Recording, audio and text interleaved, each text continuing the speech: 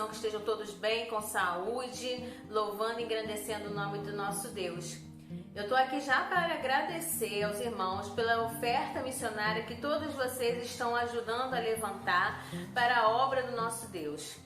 A obra é grande, grande demais, e nós precisamos estar cooperando para que a obra do Senhor aconteça nos 4 cantos da nossa terra, do nosso Brasil.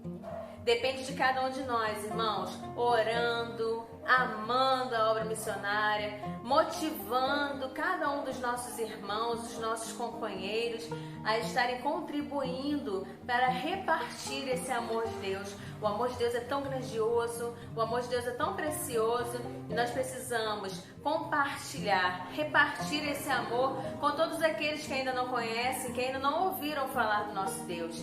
E nós contamos com cada um de vocês para alcançarmos o nosso alvo. O nosso alvo é de R$18.000. Esse é o alvo da nossa igreja e nós temos certeza que com a ajuda de cada um dos nossos irmãos, esse alvo será ultrapassado. Você crê?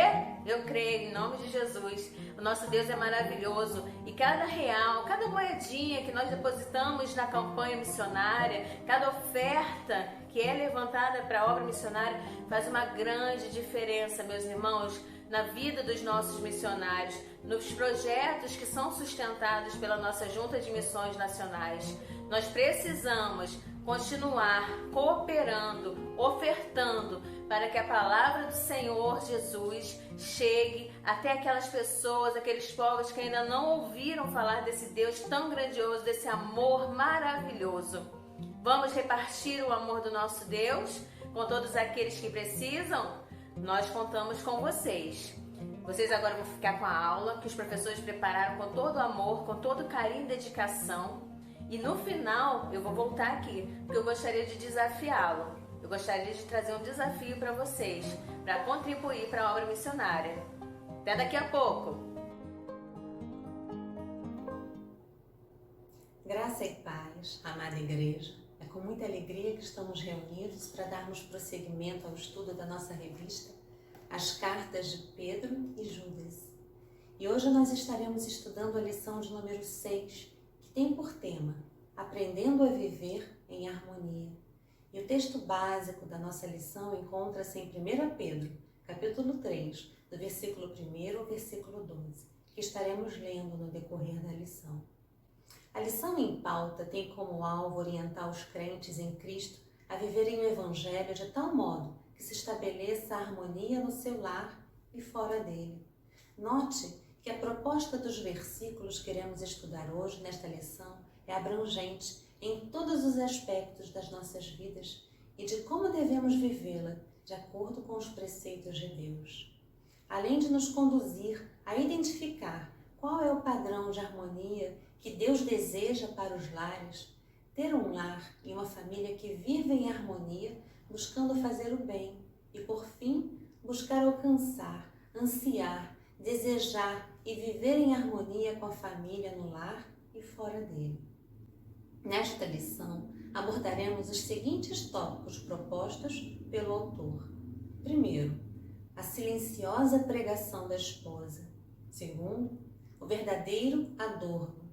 Terceiro, as obrigações do marido. Quarto, a harmonia no lar. O apóstolo Pedro, no capítulo 2, após tratar da esfera mais ampla das relações sociais e políticas, tangendo também as relações mais estreitas do trabalho na comunidade doméstica, aborda no capítulo 3 o relacionamento saudável entre marido e mulher, a vida exemplar cristã, entre outros assuntos.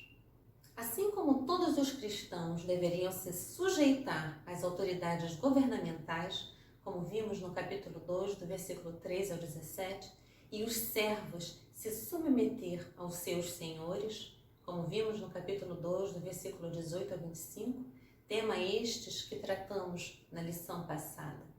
O apóstolo agora exorta as esposas a se sujeitarem aos maridos. Dirige-se também aos maridos, como veremos no versículo 7. O centro da mensagem é principalmente a regulamentação da conduta feminina em sua submissão, modéstia e vestuário, o que se bem regulamentado, em moldes apropriados, servirá de poder convencedor aos maridos incrédulos de que o cristianismo é algo de que eles também precisam. Se a fé cristã tiver transformado a esposa numa serva fiel a Deus, seu marido incrédulo perceberá isso e poderá receber a mesma transformação. Isso impõe à esposa crente uma tremenda responsabilidade, sendo algo que não pode ser posto de lado. Deste modo, está obrigada a guiar-se em sua conduta e expressões pessoais de acordo com as orientações e exigências da fé cristã. Dos versículos 1 ao versículo 6, Pedro começa com as mulheres e dedica a maior parte do tempo a elas. Isso porque as mulheres enfrentavam mais dificuldades culturais que os homens, especialmente em casamentos mistos.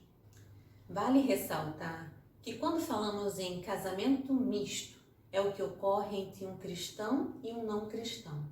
E mais especificamente, no contexto do apóstolo Pedro, onde seus leitores eram na grande maioria gentios convertidos ao cristianismo, ocorria muitas situações de um dos cônjuges se converter e o outro não.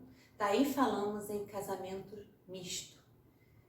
Texto correlato está em 1 Coríntios 7, do 12 ao versículo 13, que diz: aos mais digo eu, não o Senhor. Se algum irmão tem mulher incrédula e esta consente em morar com ele, não a abandone. E a mulher que tem marido incrédulo e este consente em viver com ela, não deixe o marido. A cultura prevalente na época, que era a judaica, a grega e a romana, ela dava aos homens todo o privilégio e às mulheres todos os deveres. A fé cristã, entretanto, provocou uma verdadeira revolução nesse particular. A mulher não era uma coisa, mas uma pessoa. Não era uma escrava, mas uma companheira. Não é inferior, mas é digna de toda a honra do seu marido. Na cultura do primeiro século, a mulher seguia necessariamente a religião do marido. E se o marido adotava a fé cristã, sua esposa também deveria fazê-lo. E se a esposa se tornasse cristã, o marido a consideraria infiel a ele e a sua religião pagã. Isso causava tensão dentro do lar. Por isso, Pedro orienta as mulheres recém-convertidas a Cristo a lidar sabiamente com o marido ainda não convertido. Já no versículo 7 do mesmo capítulo, Pedro se dirige aos maridos cristãos, dando a estes orientações práticas da vida cristã, fazendo uso do mesmo vigor utilizado para falar às mulheres. A submissão da esposa não dá ao marido o direito de ser rude ou déspota, ou seja, que exerce autoridade arbitrária, tirânica. O marido que esperava a submissão da mulher deve estar pronto a dar sua vida para ela. Este é o padrão de Deus. Porém, a Bíblia não diz ao marido para amar sua esposa apenas quando ela é submissa. Nem diz à mulher para submeter-se ao marido apenas quando ele a ama como Cristo ama a igreja. Efésios 5:25 nos diz: maridos, amai vossas mulheres, como também Cristo amou a igreja e a si mesmo se entregou por ela. Os maridos são orientados a amarem a esposa, sendo ela submissa ou não. As mulheres são orientadas a se submeterem ao marido, sendo eles amorosos ou não. A ética cristã é recíproca no governo, no trabalho e na família. Não há dois pesos e duas medidas. Quando trata de papel do governo e do cidadão, do patrão e do empregado, do marido e da mulher, dos pais e dos filhos. O lar consiste em um dos mais importantes segmentos da sociedade. É correta a frase: o lar é a célula máter da sociedade, no sentido de principal. Mater, do latim mater, significa substantivo feminino, aquela que é ou desempenha a função de mãe, de genitora. Figurado, o que está na origem de, a razão ou causa de. O cristianismo não pode deixar de zelar pela integridade espiritual de cada lar. Se deseja alcançar os homens com a salvação e com uma proposta de mudança dos padrões morais em todos os círculos sociais. A palavra de Pedro, concernente aos deveres do marido e da mulher, dirige-se àqueles que têm o cônjuge não crente, mas há nela princípios aplicáveis à vida do casal em qualquer situação. E o primeiro tópico da nossa lição vai ter por tema a silenciosa pregação da esposa. E encontra-se dos versículos 1 ao versículo 2, que diz assim a palavra: Mulheres, sede vós igualmente submissas a vosso próprio marido, para que, se ele ainda não obedece à palavra, seja ganho, sem palavras algumas, por meio do procedimento de sua esposa, ao observar o vosso honesto comportamento cheio de amor. Continuando com a sua linha de instrução, o apóstolo Pedro agora se dirige às mulheres cristãs. Assim sendo, a palavra igualmente, semelhante, do mesmo modo, refere-se de modo geral de volta aos exemplos de submissão cristã ao governo civil, como vimos no versículo 2, do 13 ao 17, e aos senhores, como vimos do versículo 18 ao 21 do capítulo 2, bem como a submissão de Cristo às autoridades que o sacrificaram. Observe que a submissão da mulher ao marido é recíproca, igualmente, como vamos ver no versículo 7, pela consideração especial que ele, o marido, deveria dar a ela. Efésios 5, 21 e 25 nos diz: sujeitai-vos vós uns aos outros no temor de Cristo. Maridos, amai vossa mulher.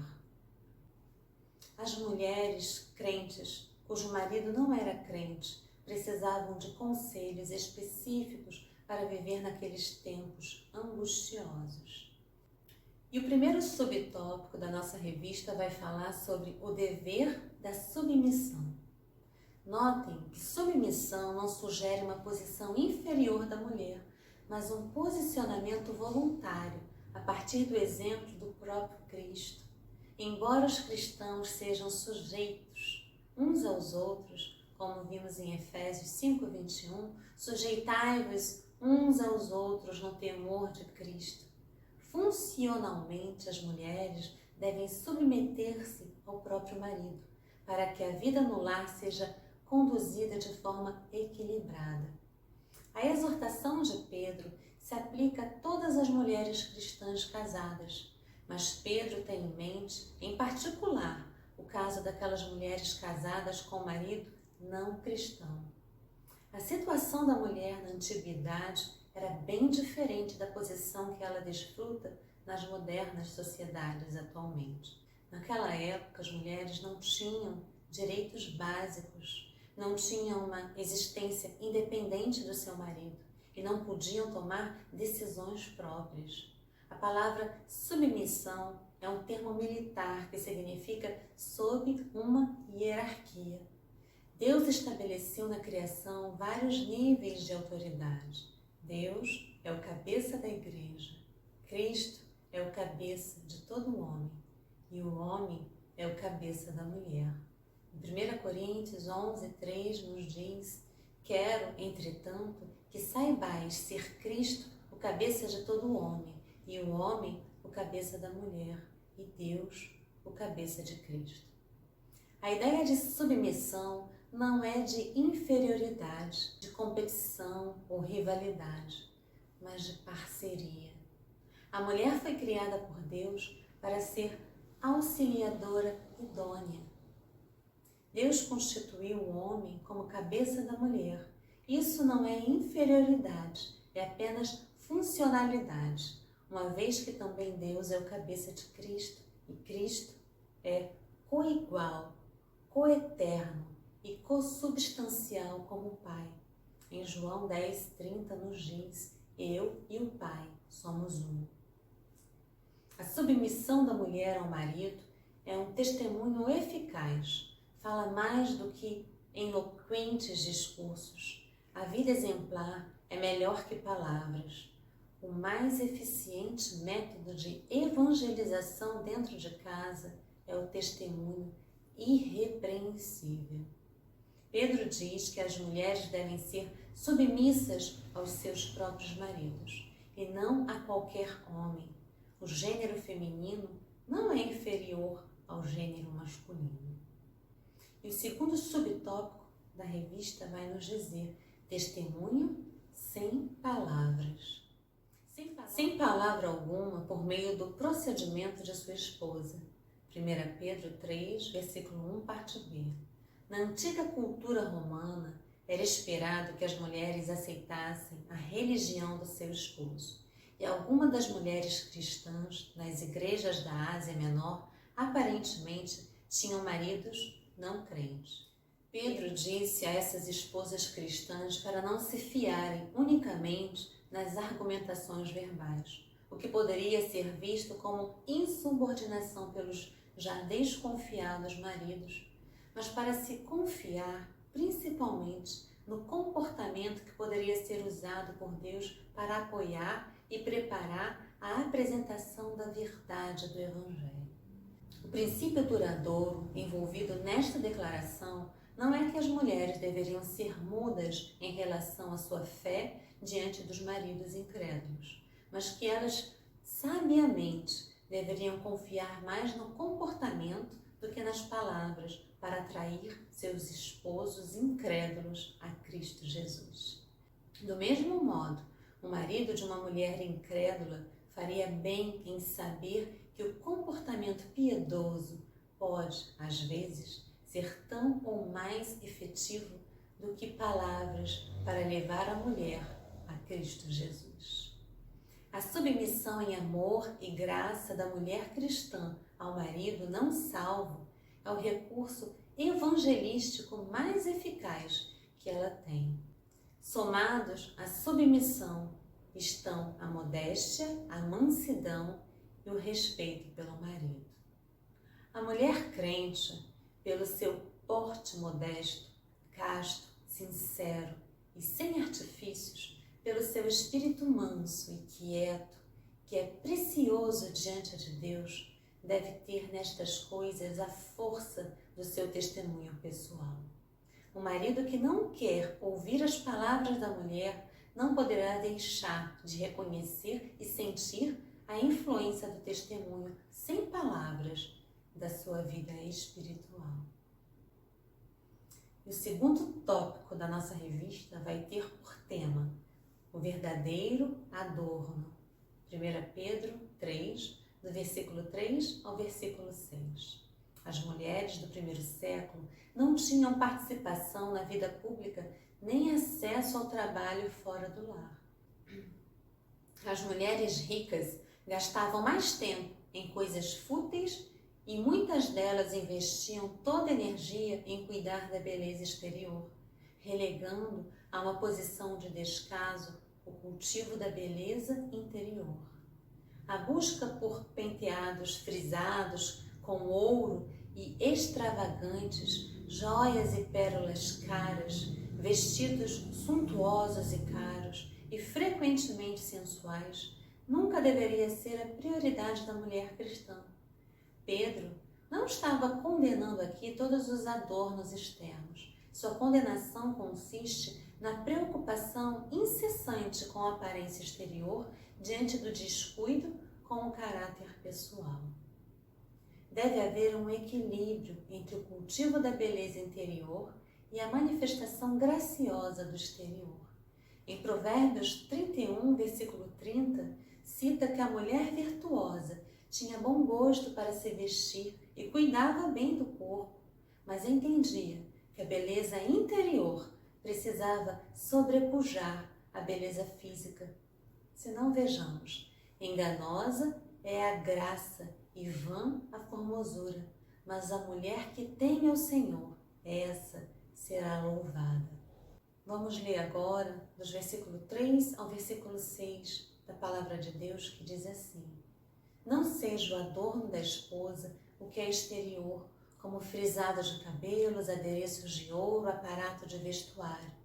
Seja, porém, o homem interior, do coração unido ao incorruptível trajo de um espírito manso e tranquilo, que é de grande valor diante de Deus, pois foi assim também que a si mesmas se ataviaram outrora as santas mulheres que esperavam em Deus, estando submissas a seu próprio marido.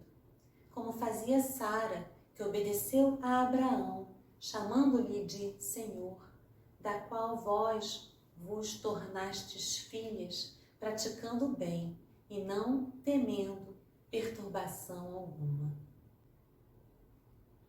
É importante destacar que esse texto muitas vezes é interpretado erradamente, com base para a proibição do uso de joias. O que se proíbe, sim, é a ostentação. A sua ênfase, porém, está na resposta à pergunta: o que realmente enfeita e deixa graciosas as mulheres? E aí o autor vai nos trazer o primeiro subtópico, e ele traz como tema: não são os cosméticos. Nega-se que o enfeite, adorno do grego cosmos, de onde vem a palavra cosméticos, seja o que traz beleza à mulher, tais como a. frisado de cabelo, penteados especiais, vistosos, bastante dispendiosos. B. adereços de ouro, objetos que a mulher pode trazer pendurados em seu corpo, como colares, braceletes, brincos. C. aparato de vestuário, vestes finas ou vestidos luxuosos com os quais se gastam fortunas são aqui condenados. E aí o segundo subtópico ele diz, é o interior. Pedro faz um contraste entre o que o homem vê e o que Deus vê, entre o superficial e entre o essencial, entre a beleza exterior e a beleza interior. Depois de orientar a mulher cristã a não fazer da beleza exterior seu alvo principal, ele dá diretrizes acerca de como buscar a beleza interior. Pedro destaca que é no interior que está a verdadeira beleza das pessoas, que as esposas procurem ser conhecidas pelo adorno do caráter espiritual, o homem interior do coração, versículo 4. Em lugar de joias caríssimas, recomenda-se o incorruptível trajo de um espírito manso e tranquilo, ainda no versículo 4. Tal como a flor, como podemos ver em 1 Pedro 1:24, pois toda a carne é como a erva, e toda a sua glória como a flor da erva, e cai a sua flor. A beleza exterior só dura por pouco tempo, mas a interior ela não desaparece e é de grande valor diante de Deus. O exemplo de beleza interior pode ser buscado nas santas mulheres de outrora, entre as quais se encontra Sara. Pedro, agora, encoraja as mulheres cristãs a estabelecer ao seu ensino por meio do exemplo das mulheres piedosas do Antigo Testamento. É isso que outrora aqui quer dizer, as mulheres de antigamente, visto como um período exemplar e inspirador. Estas mulheres vestiam seu próprio coração com um espírito manso e tranquilo. Elas confiavam em Deus e não nos próprios dotes e aparência exterior para sustentarem o matrimônio e eram submissas ao marido. No versículo 6, parte B, eu destaco a frase, não temendo perturbação alguma. Uma mulher que dispõe-se a submeter-se ao marido não salvo pode sentir certos temores com relação à direção que essa submissão pode tomar. Mas a instrução de Pedro é que a esposa não se sinta intimidada nem temerosa, mas com quem segue um princípio, que se submeta ao marido. Agora, que fique muito claro, isso exclui qualquer coerção ao pecado, a desobediência à palavra de Deus ou a agressão física. Ela é submissa ao marido dentro dos princípios e orientações da palavra de Deus. O terceiro subtópico da nossa revista vai nos trazer o tema as obrigações do marido.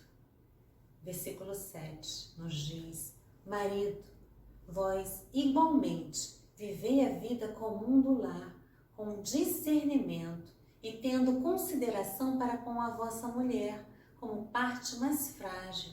Tratai-a com dignidade, porque sois juntamente herdeiros da mesma graça de vida, para que não se interrompam as vossas orações. A submissão também é responsabilidade de um marido cristão. Embora não se submeta à esposa como líder, o marido deve submeter-se ao dever amoroso de ser sensível às necessidades, temores e sentimentos de sua esposa. Em outras palavras, o marido cristão precisa sujeitar suas necessidades às da esposa, seja ela cristã ou não. Pedro especificamente menciona a consideração, o cavalheirismo e o companheirismo. A exortação aos maridos ocupa pouco espaço, mas é rica de conteúdo. Vivei a vida comum do lar. É uma ordem para o marido viver com a mulher na mesma casa, mas cumprindo condições, ou seja, diversas responsabilidades que são concernentes a eles. E o primeiro subtópico vai nos trazer essa primeira responsabilidade, viver com discernimento. Implica a necessidade de um marido ser sábio na vida conjugal diária, de tal modo a promover o bem-estar do casamento. E o segundo subtópico vai nos dizer, tendo consideração. Recomenda-se tratar a mulher com honra, dignidade e respeito. Há duas razões para esse trato em relação à mulher. E a primeira diz, ser ela a parte mais frágil, o vaso que requer o maior cuidado. A fragilidade pode ser tanto na parte física quanto no aspecto emocional. E a segunda, na sua condição de coerdeira da mesma graça de vida. Juntos, homem e mulher são igualmente alcançados pela salvação em Cristo, tendo o mesmo valor espiritual. E o quarto subtópico da nossa revista vai nos dizer a harmonia do lar. 1 Pedro 3, do versículo 8 ao 12. O apóstolo deixa de falar a grupos específicos dentro da igreja para falar a todo o povo, apresentando-nos uma vida vitoriosa, tanto diante dos homens como diante de Deus. Pedro estava falando sobre relacionamentos entre maridos e esposas. Agora, fecha o assunto mostrando princípios gerais que devem governar o relacionamento com nossos irmãos em todas as áreas da vida. Pedro mostra que o caminho até aqui apontado é o que promove a vida de bênção. Agora, encoraja todos os leitores a desenvolver virtudes adequadas nos relacionamentos com o próximo. E o primeiro subtópico vai nos dizer atitudes que promovem a harmonia. 1 Pedro 3, leremos do versículo 8 e 9. E diz assim a palavra de Deus: finalmente, sede todos de igual ânimo, compadecidos, fraternalmente amigos, misericordiosos, humildes, não pagando mal por mal ou injúria por injúria, antes, pelo contrário, bendizendo, pois para isto mesmos fostes chamados, a fim de receberdes bênção por herança. O texto começa com finalmente, indicando que o autor introduz um pensamento que enfatiza o seu ensino até aqui e resume suas palavras. E aí vamos ver a frase, entre os cristãos, versículo 8. Segue uma lista de atitudes que, praticadas pelos cristãos, promovem a harmonia nas relações entre eles. E agora eu destaco a palavra serem de igual ânimo, de um mesmo sentimento. Duas palavras gregas que significam pensar o mesmo e ser a mesma opinião. A ideia é manter a unidade do coração. Todos os cristãos devem ser exemplos e promovedores de paz e unidade. A unanimidade é construída com compreensão mútua. Concordância movida pelo amor e delicadeza necessária para a vida em comum. Penseis a mesma coisa, Filipenses 2:2, e tende o mesmo pensamento uns para com os outros, Romanos 12:16. E agora eu destaco a frase, serem compadecidos. O sentido é de empatia, a capacidade de sentir com o outro, a capacidade de se colocar no lugar do outro. Vivemos num frenesi da vida, uma correria diária, e muitas das vezes nos falta esse olhar empático, esse olhar com amor, esse olhar com respeito, de se colocar no lugar do outro, de sentir com o outro, de estar presente com o outro, de se predispor a dar uma palavra amiga, uma palavra de ânimo, de consolo. E Deus nos faz refletir sobre isso, nesse momento, nesse dia. Como nós, enquanto cristãos, estamos nos comportando diante de tantas pessoas que muitas das vezes precisam de um olhar, de uma palavra, até mesmo do silêncio, mas estar presente. Muitas das vezes diz muito mais do que muitas palavras, como nós estamos aprendendo aqui. Ser empático, se colocar no lugar do outro e sermos menos julgadores. Como nós, enquanto cristãos, estamos vivendo dentro do nosso lar, dentro do nosso relacionamento, aquilo que a palavra de Deus nos orienta. E agora, dando prosseguimento ao estudo, eu destaco a palavra fraternalmente amigo. No grego é uma palavra só, Filadelpoi, que significa amor entre irmãos. Um tema recorrente em 1 Pedro. Vimos no capítulo 1, versículo 22, capítulo 2, versículo 17, capítulo 4, versículo 8, veremos, e no capítulo 5, versículo 14, também veremos, evidenciando a suprema importância desse amor nas relações internas cristãs.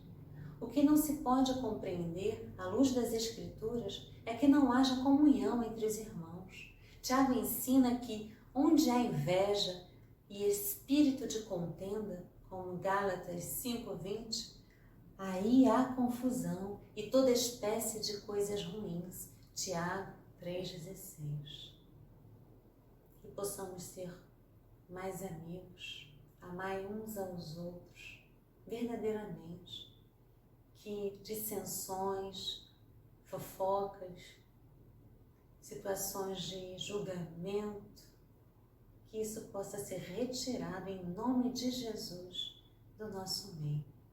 Que possamos amar como Ele nos amou.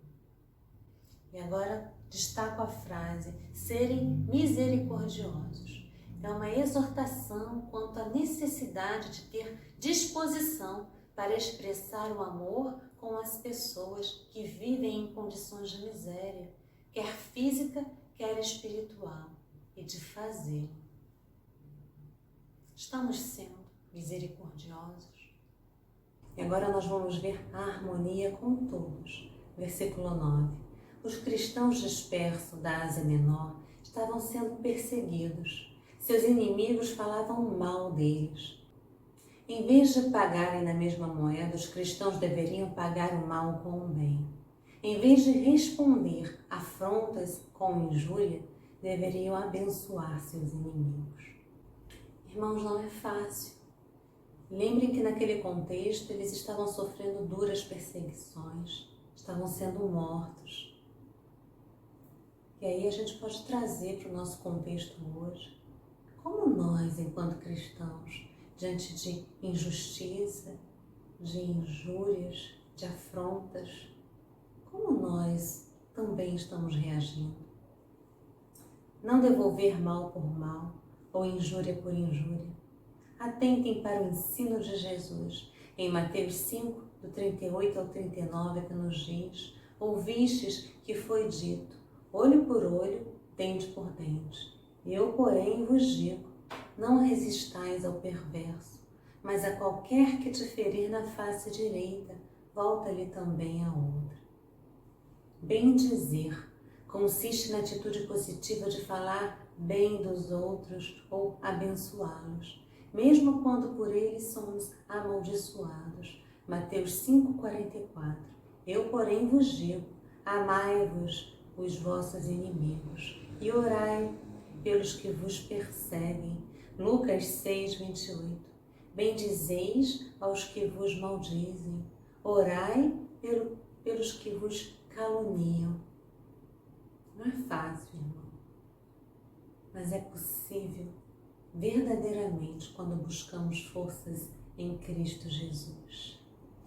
E Pedro sabia do coração daqueles irmãos, do quanto estavam sofrendo, do quanto estavam sendo perseguidos. Deus sabe do nosso coração.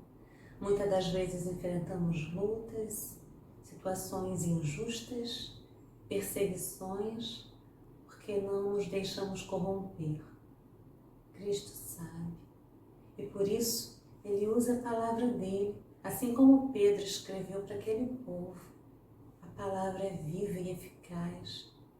E ela foi ontem, ela é hoje e ela será eternamente.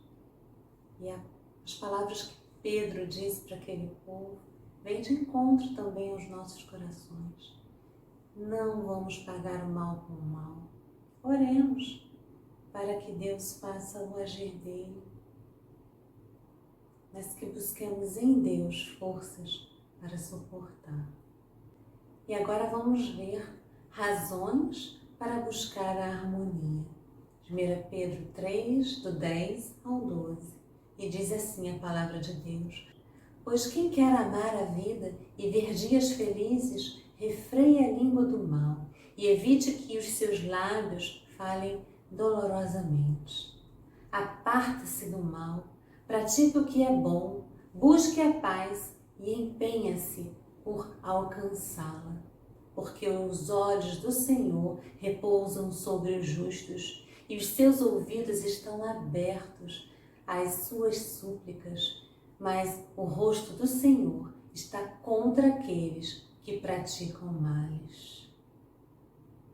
Irmãos, a justiça, ela pertence a Deus.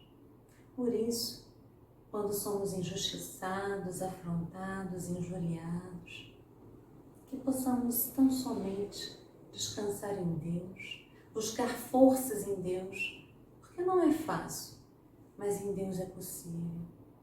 Mas como diz que os ouvidos do Senhor estão abertos às súplicas dos justos, mas o rosto do Senhor está contra aqueles que praticam os males. A justiça, ela pertence ao Senhor. E na hora e no tempo determinado por Deus, Ele fará a justiça. Há muitas razões para buscar a harmonia nos relacionamentos, tanto dentro como fora da comunidade cristã. Pedro mostra algumas com base nos Salmos 34, versículo 12 e 15. Diz assim: o amor, a vida e a felicidade é o primeiro motivo para se promover a harmonia.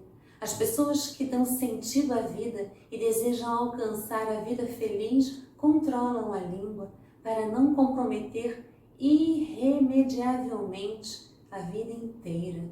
Nós já estudamos em Tiago 3, do versículo 1 ao 12, especificamente do 8 ao 9, que diz: a língua, porém, nenhum dos homens é capaz de domar. É mal incontido, carregado de veneno mortífero. Com ela bendizemos ao Senhor e Pai.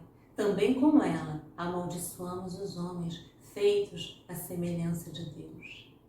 A vida se refere primeiramente à nossa existência nesse mundo, mas inclui certamente a vida eterna no mundo vindouro.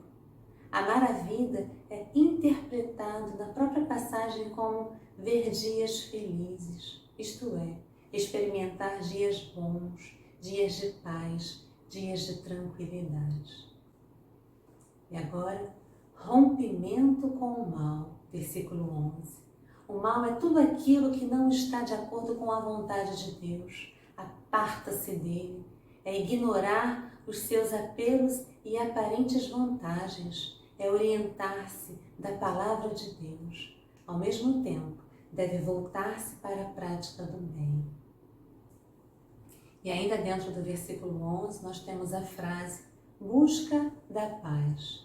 Não apenas aceitar a paz e recusar as contendas. Implica ter iniciativas práticas, empenhar-se para estabelecer a paz, impor-se com espírito de pacificação. E dentro do versículo 12 nós temos a frase percepção de Deus. Pedro introduziu o porquê. Introduz uma explicação ou causa para o que foi dito antes. Na passagem dos Salmos 34:15, com o objetivo de destacar a base sobre as quais essas promessas são certas e seguras. Irmãos, a consciência de que os olhos do Senhor estão voltados para os justos, a fim de lhe dar proteção, segurança e atender-lhe a súplica, é estímulo para todas as atitudes que promovem a harmonia. Por outro lado, os que não vivem de acordo com a vontade de Deus estão sujeitos ao julgamento condenatório. Em Marcos 16, do 15 ao 16 nos diz: E disse-lhes: Ide por todo o mundo e pregai o Evangelho a toda criatura. Quem crer e for batizado será salvo. Quem, porém, não crer será condenado. Que essa palavra que traz paz, consolo, segurança, que nos traz a salvação, possa fazer morada no seu coração, se você ainda não conhece desse Deus maravilhoso, se você não vive essa harmonia que a carta de Pedro está nos apresentando, seja no lar, seja entre irmãos, seja num relacionamento enquanto comunidade. Se você não sabe o que é viver essa paz, que você possa abrir espaço em seu coração para Cristo Jesus fazer morada, para que, diante dessa afirmativa em Marcos, que aquele que crê e for batizado será salvo, e você que ainda não crê, que tenha essa oportunidade de aceitar Jesus Cristo como seu Salvador, para receber e ter acesso a essa salvação. Porque caso contrário, a palavra é clara: quem porém não crer será condenado. E agora nós estamos caminhando para a nossa conclusão. A esperança ou expectativa dos cristãos por novos céus e nova terra, em que habita a justiça, em 2 Pedro 3,13, é a base da exortação que o apóstolo Pedro tem exposto e demonstrado em sua epístola para que tenhamos uma conduta pura e irrepreensível. Assim sendo, tendo plena consciência que sou um servo de Jesus Cristo e que sou peregrino neste mundo conturbado, 1 Pedro 2,11, amados, peço-vos como a peregrinos e forasteiros, que vos abstenhais das concupiscências carnais que combatem contra a alma. Devo portar-me de maneira condizente como um verdadeiro cristão, demonstrando atitudes dignas de filho de Deus. João 1,12 nos diz: Mas a todos quanto receberem, deu-lhes o poder de serem feitos filhos de Deus, aos que creem no seu nome, buscando a santificação que está relacionada à maneira de comportar-se e que deve tornar-se prática. Tenho que manifestá-la em atitudes durante toda a minha existência. Outro sim, amar o irmão, a evidência por excelência, porque o amor é maior. E 1 Coríntios 13:13 nos diz: agora, pois, permanecem a fé, a esperança e o amor. Estes três, porém, o maior destes é o amor. E cobre multidões de pecado. 1 Pedro 4:8.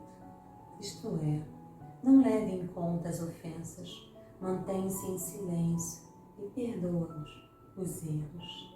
Rousseau Chet.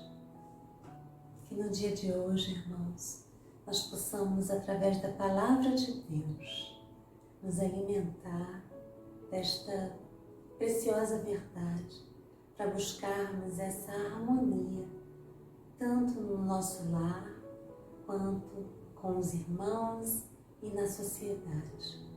Que Deus Ele nos abençoe, que Deus nos oriente, que Deus nos dê a força que precisamos para romper barreiras, para vencermos dificuldades e para vivermos de acordo com aquilo que a Palavra de Deus nos orienta.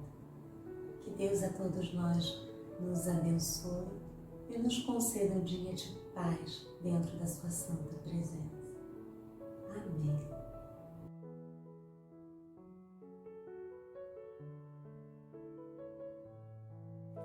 Olá, meus irmãos, estou aqui de volta, como nós combinamos lá no comecinho desse vídeo, antes da aula começar. Tenho certeza de que o Senhor Jesus falou grandemente ao nosso coração através da aula, através dos nossos queridos irmãos que são professores das nossas classes.